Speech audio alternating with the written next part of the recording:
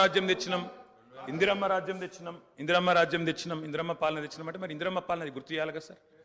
ఇందిరమ్మ పాలనలో గంజి కేంద్రాలు ఉండేది గుర్తు చేయాలి, ఇందిరమ్మ పాలనలో కరెంటు లేనిది గుర్తు చేయాలి, ఇందిరమ్మ పాలనలో నిర్బంధాలు గుర్తు చేయాలి, ఇందిరమ్మ పాలనలో నియంతృత్వం గుర్తు చేయాలి, ఇందిరమ్మ పాలనలో ఎమర్జెన్సీ రోజులు గుర్తు చేయాలి, ఇందిరమ్మ పాలనలో ఆర్టికల్ 365ని ఎట్లా యూజ్ చేసి ప్రజాస్వామికంగా ఎన్నుకున్న ప్రభుత్వాలను రద్దు చేసినో గుర్తు చేయాలి, ఇందిరమ్మ పాలనలో ఎట్లా ముల్కీ రూల్ను తుంగలో దొక్కినో గుర్తు చేయాలి, ఇందిరమ్మ పాలనలో ఎట్లా రాష్ట్ర ప్రభుత్వాలను ఒక నియంతలాగా శాసించినో గుర్తు చేయాలి, ఇందిరమ్మ పాలనలో ఎట్లా ఇంటింటికి తాగునీళ్ళు ఇవ్వలేని దుస్థితులను గుర్తు చేయాలి, ఇందిరమ్మ పాలనలో ఎట్లా అయితే గరీబీ హటావో అని నినాదం ఇచ్చి మర్చిపోయినో గుర్తు చేయాలి.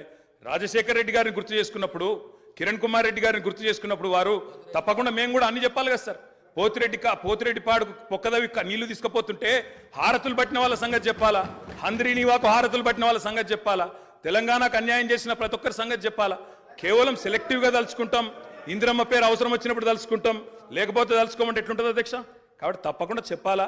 చరిత్ర అనేది దాస్తే దాగేది కాదు అధ్యక్ష. ప్రగతి భవన్కు పోయి అక్కడ కేసీఆర్ గారి పేరు మీద మట్టి పూయంగానే చరిత్ర మరుగున పడిపోదు అధ్యక్ష.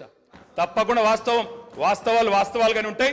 వాస్తవం ఏంది అంటే 50 ఏళ్ల గోస తర్వాత కలిసొచ్చే కాలానికి నడిసొచ్చే కొడుకు కేసీఆర్, తెలంగాణ తల్లిని దాస్య శృంఖలాలు తెంచిన కొడుకు కేసీఆర్ గారు అధ్యక్ష.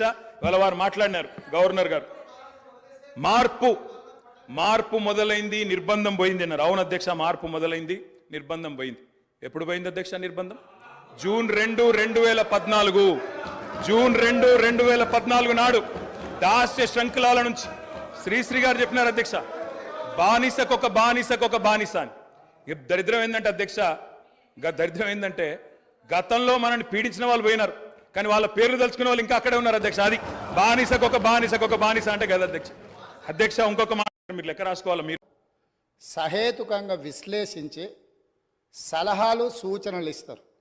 సలహాలు సూచనలు ఒకవేళ ప్రభుత్వము పెడచెవిన పెడితే నిరసనలు, ధర్నాలు, రాస్తారోకలు చేస్తారు. అవసరమైతే ఆమరణ నిరాహార దీక్షలు చేసిన కూడా సందర్భాలు ఉన్నాయి. ఆ స్పిరిట్ను తీసుకోవాలి తప్ప వాళ్ళు 64 ఉన్నారు, మేము 39 మంది ఉన్నాం, మేము అచ్చోసిన ఆంబోతుల్లాకున్నాం, మేము పోడియంలోకి వచ్చి కుస్తీలు కొట్లాడతాం, ఈ రకమైన భాష వారి గౌరవానికి కానీ ఈ సభను నడిపించుకోవడానికి కానీ సహకరించదు. రెండవ అంశం, పదే గత పాలన గురించి, గత ప్రభుత్వాల గురించి మాట్లాడుతున్నాను. సరే, వారు ఏం మాట్లాడతారో మొత్తం విన్నాక రిప్లై చేద్దాం అనుకున్నాను. కాకపోతే నా రిప్లై కోసం వారు తహతహలాడుతున్నారు. గత పాలనలో యూత్ కాంగ్రెస్ వైస్ ప్రెసిడెంట్గా కల్వకుంట్ల చంద్రశేఖరరావుకు అవకాశం ఇచ్చిందే కాంగ్రెస్ పార్టీ. సింగిల్ విండో డైరెక్టర్గా ఎన్నికల్లో పోటీ చేయడానికి ఇస్తే కాంగ్రెస్ పార్టీ తరఫున నిలబడి ఓడిపోయిందే చంద్రశేఖరరావు. గత పాలనలో ఎంపీగా గెలిపించిందే కాంగ్రెస్ పార్టీ. గత పాలనలో షిప్పింగ్ మినిస్టర్ ఇచ్చిందే కాంగ్రెస్ పార్టీ. ఆ తర్వాత కార్మిక శాఖ మంత్రి ఇచ్చిందే కాంగ్రెస్ పార్టీ. అంతెందుకు ఇక్కడ సభ్యుడు ఉన్నాడు, వారు కూడా వారి కుటుంబ సభ్యులే. ఎమ్మెల్యే కాకుండానే మంత్రిని చేసి తర్వాత ఎమ్మెల్యేగా ఎన్నిక చేయడానికి సహకరించిందే కాంగ్రెస్ పార్టీ. ఈరోజు వాళ్ళు ఏ పేరైతే వినోద్ అనుకుంటున్నారో ఆ రాజశేఖర రెడ్డి గారే ఆ మంత్రివర్గంలోనే గత ఆర్థిక శాఖ మంత్రి, సిద్దిపేట ఎమ్మెల్యే గారు ఎమ్మెల్యే పదవి లేకుండా మంత్రిగా ప్రమాణ స్వీకారం చేసిండ్రు. రాజశేఖర రెడ్డి గారి నాయకత్వమే దేశానికి బలమైన నాయకత్వం అని అందులో పనిచేసిండ్రు. మూడవది, పోతిరెడ్డిపాడు పొక్క పెద్దది చేసినప్పుడు కీర్తిశేషులు నాయన్ నరసింహారెడ్డి గారు కడప జిల్లా ఇన్ఛార్జ్ మినిస్టర్.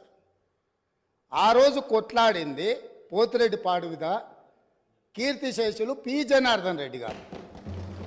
పోతిరెడ్డిపాడు పొక్క పెద్దది చేసినప్పుడు ఇక్కడ ఉన్నోళ్ళు ఎవరు ప్రాణత్యాగాలు చేస్తామని ఎవరు కొట్లాడలే, ఎవరు మాట్లాడలే.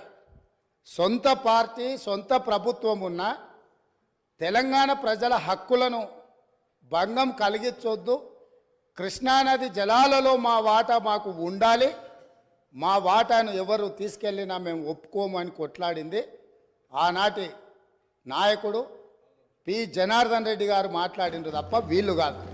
కాబట్టి ఈరోజు వీళ్ళందరూ ఏ పాలకుల గురించి మాట్లాడుతున్నారో ఆ పాలకులు ఇప్పుడు మాట్లాడుతున్న పెద్దలు ఎట్లెమ్మెల్యేనరు? వాళ్ళ తండ్రి గారి గురువైన చంద్రబాబు నాయుడు గారి పార్టీతో పొత్తు పెట్టుకుంటే ఆ పార్టీ మద్దతుతో ఆ కడవ కప్పుకొని సిరిసిల్లలో కష్టపడి పనిచేసి నిర్మించుకున్న చీమలు పెట్టిన పుట్టలో పాములు దూరినట్టు కేకే మహేందర్ రెడ్డి అక్కడ పార్టీని నిర్మించుకొని తెలంగాణ ఉద్యమంలో పాల్గొని తెలంగాణ ఉద్యమంలో ముందు భాగం నుండి నిలబడి కొట్లాడితే ఎన్ఆర్ఐ అంటే నాన్ రిలయబుల్ ఇండియన్ కింద మేనేజ్మెంట్ కోటాలో ఇక్కడికి వచ్చి టికెట్ తీసుకొని అక్కడ ఆ కేకే మహేందర్ రెడ్డి గారిని అన్యాయం చేసి ఈరోజు ఇక్కడికి వచ్చిండ్రు. కాబట్టి ఈరోజు గతం గురించి అధ్యక్ష ఒకవేళ మా మిత్రులకు వాళ్ళకు అంతగా గతం గురించి చర్చించాలనే ఆలోచన ఉంటే ఒకరోజు మొత్తం తమరు సమయం ఇవ్వండి. తప్పకుండా జూన్ 2, 2014 కంటే ముందు జరిగిన 55 సంవత్సరాల పరిపాలన మీద సంపూర్ణమైన చర్చ ఇక్కడ పెడదాము. ఈరోజు ఇక్కడ జరుగుతున్న చర్చ జూన్ 2, 2014 నుంచి జరిగిన పరిపాలన, చేసిన విధ్వంసము, నాయకత్వం యొక్క వ్యవహార శైలి మీద మనం ఈరోజు మాట్లాడుకుంటున్నాము. కాబట్టి వారికి గతం గురించి చర్చించాలనే కోరిక ఉంటే మాకు ఎలాంటి అభ్యంతరం లేదు. గతంలో జరిగిన పరిపాలనలో ఇక్కడున్న వాళ్ళకి చాలామందికి పాత్ర లేకపోవచ్చు, కానీ అక్కడున్న వాళ్ళకు చాలామందికి పాత్ర ఉంది. ప్రత్యక్షంగా మంత్రులు చేసిండ్రు. అక్కడున్న నాగేందర్ గారు, ఆ పక్కనున్న శ్రీనివాస్ యాదవ్ గారు, ఆ పక్కనున్న హరీష్ రావు గారు, అక్కడున్న కడియం శ్రీహరి గారు, ఆ పక్కనున్న పోచారం శ్రీనివాసరెడ్డి గారు, ఆ పక్కనున్న గంగుల కమలాకర్ గారు, అన్ని పేర్లు మొత్తం అన్ని లిస్టు చదువుతా.